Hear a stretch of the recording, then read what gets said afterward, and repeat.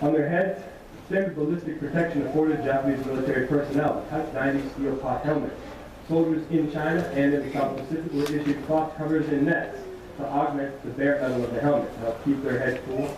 They could also insert local foliage to help break up the outline of the smooth metal dome, as seen by the enemy downrange. This rifle, the Type 99 Arisaka rifle, designed and commissioned in 1939, it replaced the Type 38 Arisaka rifle, which was issued to troops in 1905. The Type 38 rifle utilizes a 6.5 millimeter rifle round. It's a light power round comparable to the United States 270 deer round. 5-round internal box magazine. It's a bolt-action rifle. It's very easy to teach a soldier who may not be familiar with firearms how to use this type of weapon, as it doesn't have has very few moving parts, and is very robust. You'll notice that with the bayonet attached, this weapon is almost as tall as the soldier who uses it. This is in keeping with Japanese military tradition, the warrior ethos, that dictates that the most efficient and manly use of resources when facing an enemy in combat is to close in and destroy him face to face with steel rather than lead. The Type 99 Arisaka rifle utilizes an upgraded 7.7 millimeter rifle round, comparable to the United States 30-06 and British .303 rifle cartridges, contemporary rounds at the time. That experience in China taught soldiers that the 6.5 millimeter rifle used in the Type 38 was insufficient as an anti-material round, which means that it was found that it could not adequately penetrate cover and hit soldiers hiding behind sandbags, log walls, or even some of the thick wooden doors found in Chinese homes, as much of the fighting in China was urban combat. The rifle is also shorter. It means it's easier to use in confined spaces, room to room, door to door, alley to alleyway, or in thick jungle. Although it doesn't have quite the reach that the Type 38 has, the bayonet is the same, 15 inches of steel ready to gut and destroy those who would resist them. However, they are rifles and best deployed as such, rather than spears. We are going to demonstrate the utility of these weapons, shown to you by two soldiers trained in their use. So please, put in your ear protection at this time.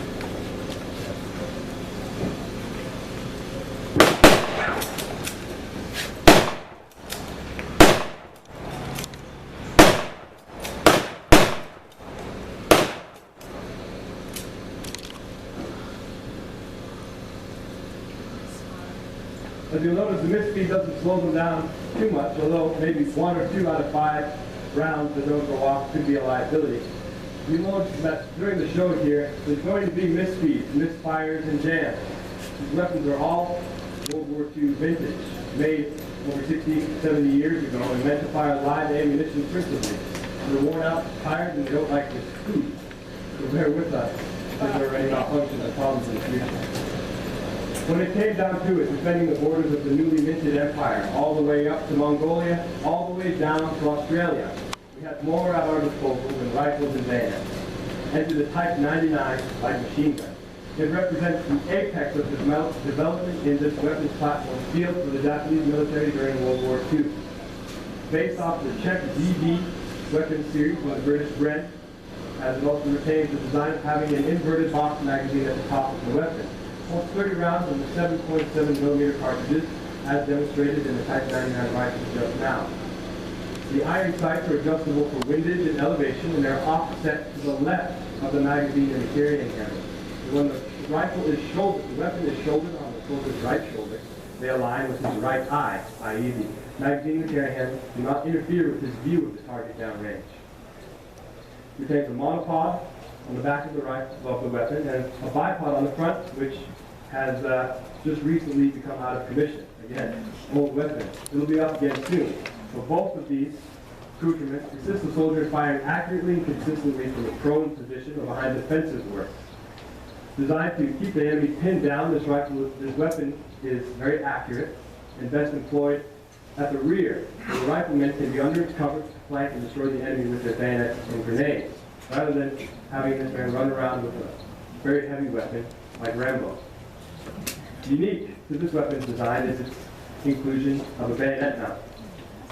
Why equip a light machine gun that weighs over 20 pounds and has a cyclic rate of fire of over 900 rounds a minute with a bayonet? Well, again, in keeping with Japanese military tradition, this weapon can also be utilized as a bayonet delivery device to gut and destroy in close combat in the trenches or in homes those who would continue to resist refuse to surrender. I'd like to see it really demonstrated. Anyone? Yeah. I mean, we'll shoot it anyway, but I'd rather you be excited for it.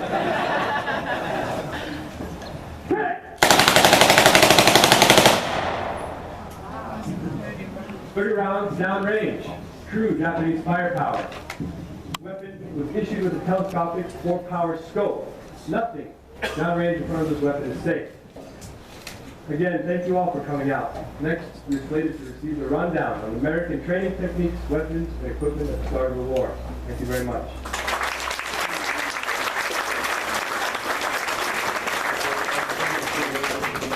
So clearly, we're going to get a lot more Marines.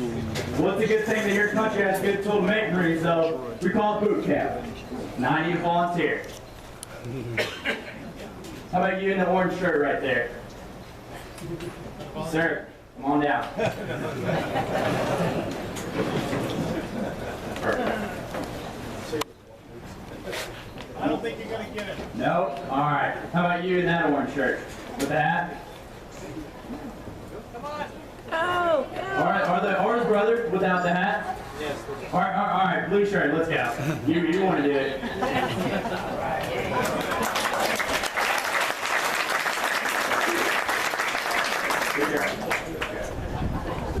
All right, what's your name? Cody? Cody is my newest Marine.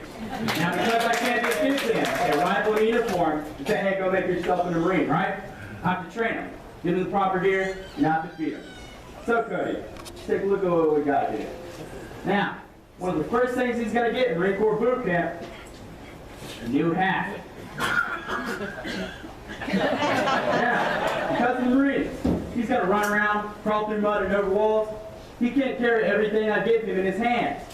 So he's going to need pockets. One arm here, one arm here. You know how that fastens in the front? I didn't think so.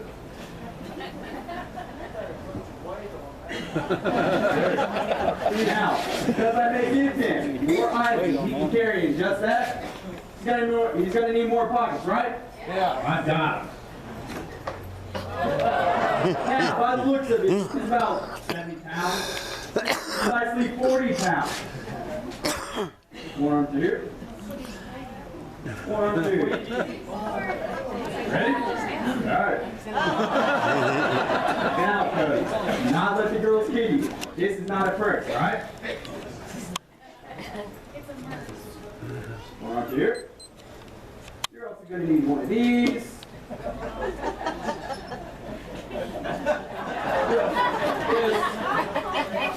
Now, have you had a chance for lunch or breakfast yet?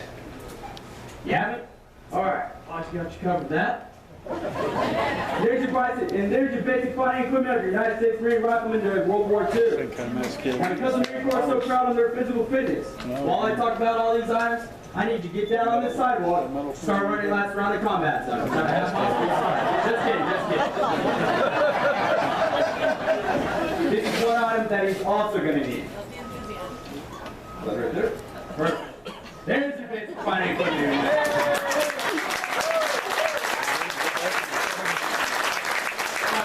Let's talk about some of these items.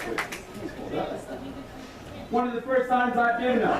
This is your U.S. Army field ration, otherwise known as a K ration. This is something we designed to feed our troops with. They're small, lightweight, and cheap to produce, so we can produce these in the millions.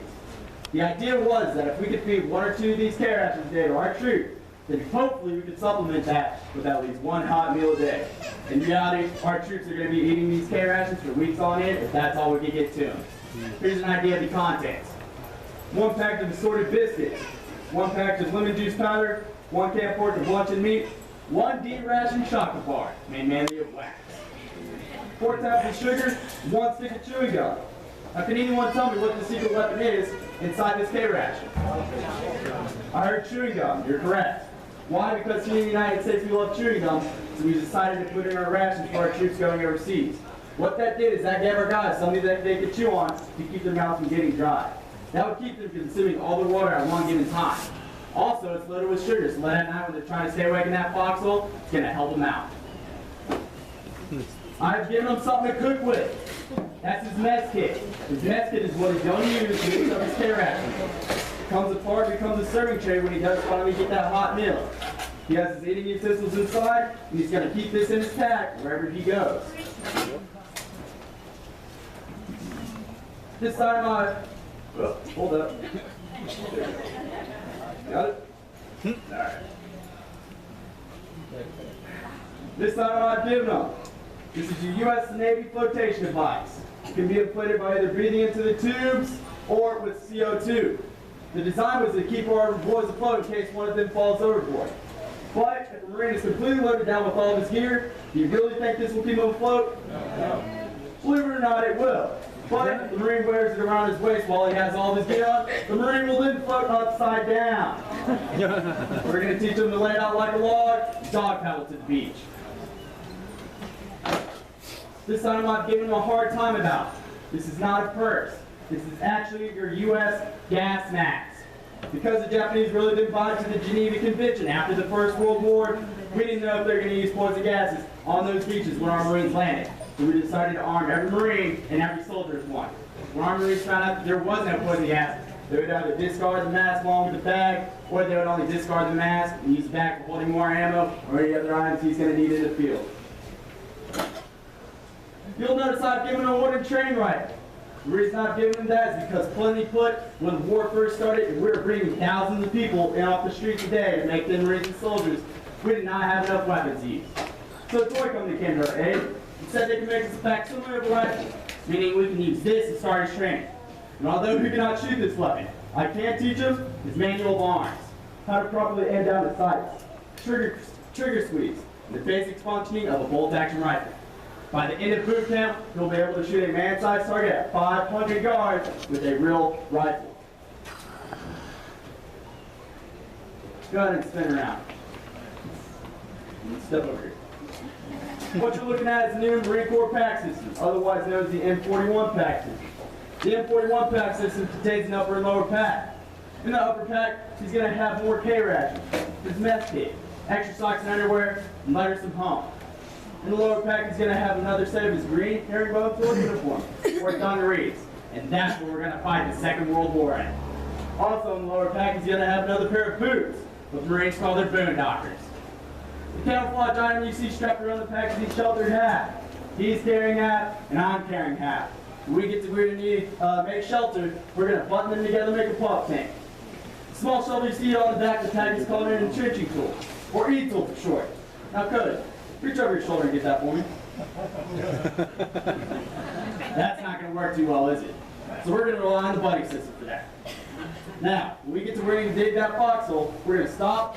I'm going to reach up to his pack and grab his E-tool, and I'm going to start digging that foxhole when he covers me with his rifle. When I get tired, we'll switch off. I'll cover him with my rifle, and he'll dig the rest of that foxhole. Buddy system. Y'all ready to drop that pack? There you go.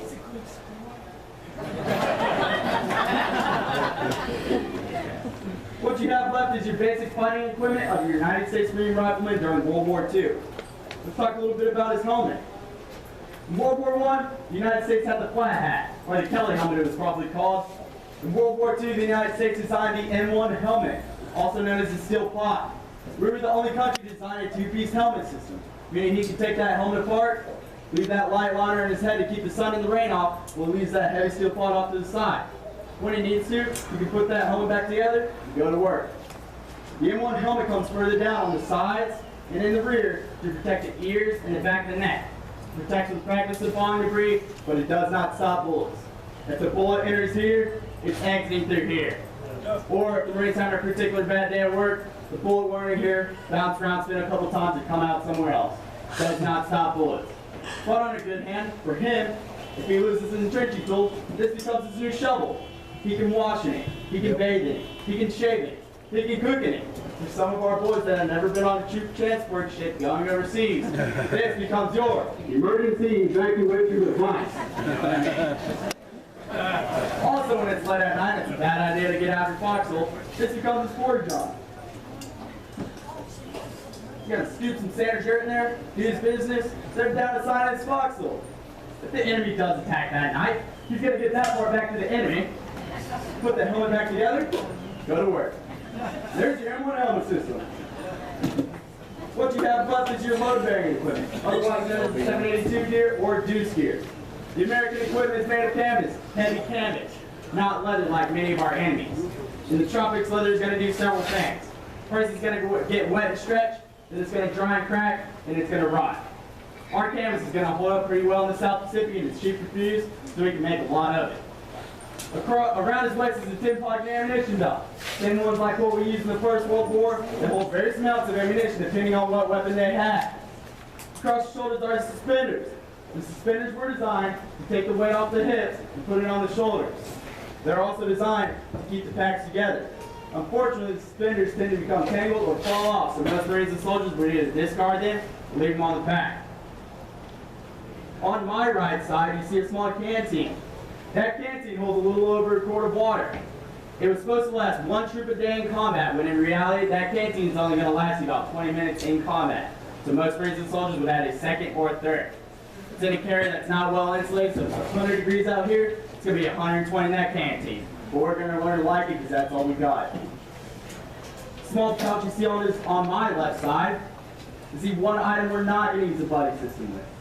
The reason why is because that's our first aid pouch. What happens if we hit the beach and I'm wounded and he uses his first aid pouch to bandage me up and then he goes on down the road and gets hit? He doesn't have it anymore. So we're going to make sure to keep that bandage to ourselves. But if we have to use our own bandage to save our buddy's life, make no mistake, we will. And there you have your basic fighting equipment of your United States Marine Rifleman during World War II. Now, there's one other item he's going to need to carry on to the next phase of training. He's going to need a pair of identity discs, or as we call them, our dog tags. These belong to you now. After this show, I want you to take a look at that video. Put everything on the wall.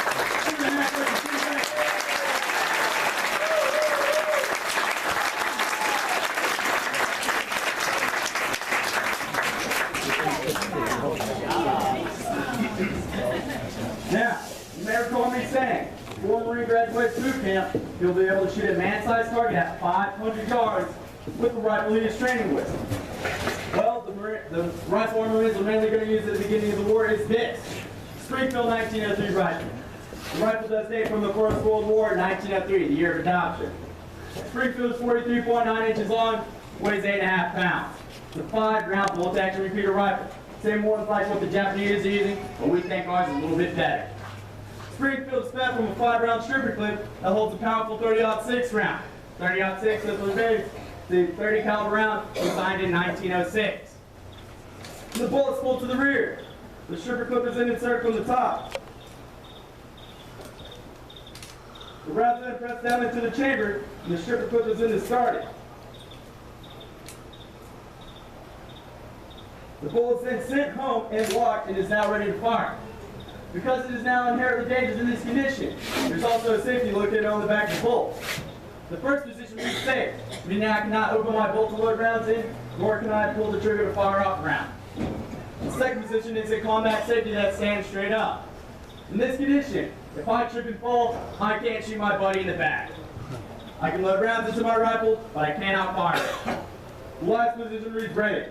Meaning I can load my rifle, and I can fire my rifle until I have cycled through all my ammunition. Ladies and gentlemen, I will now demonstrate the Springfield 1903 rifle. Please put your ear protection in. Damn it.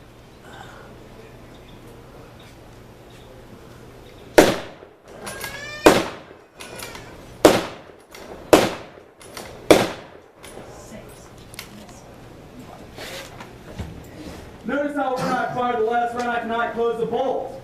This bolt flow open system that's saying, hey, stupid, reload. The Springfield 1903 rifle was a great rifle. It served with our troops throughout World War II. But to fight and win the Second World War, we're going to need a lot more modern weapons. Ladies and gentlemen, the Springfield 1903 rifle.